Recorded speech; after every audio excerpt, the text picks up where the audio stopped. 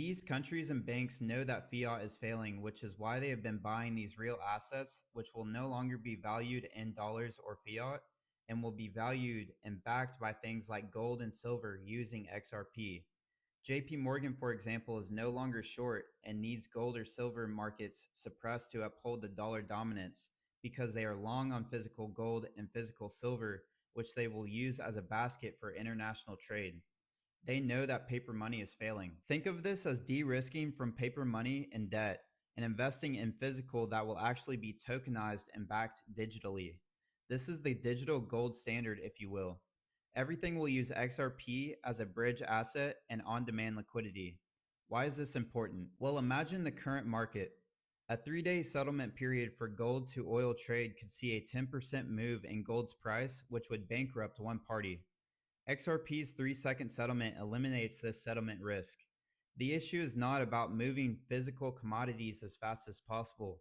It's about settling the value as fast as possible between countries. It's all about liquidity. It's all about settling their money positions, which they can then ship as a commodity to the buyer after the fact. These are real-world assets that will be tokenized for faster settlement.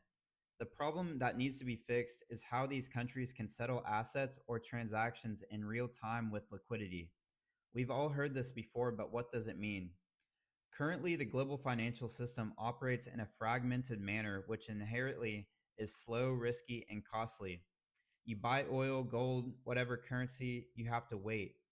All of these settlements between two parties are dependent on another party settling their transaction first, which causes this transaction to wait. It's all fragmented. We need one system that operates on one asset that would allow everything to settle more fluidly without the dependency of something else needing to settle before your trade can settle. This is what a very liquid economy looks like. Countries and banks will no longer need to pre-fund Nostro Vostro accounts with liquidity just sitting in them. This is trapped liquidity. Instead, they will need to actually hold the XRP on their balance sheets, which allows the liquidity to flow smoothly. This acts as a Nostro Vostro account, allowing them the liquidity they need to transact gold, silver, oil, currency, or whatever asset that they hold and need to transact for. These commodities will no longer be commodities. They will become the new primary settlement assets for international trade.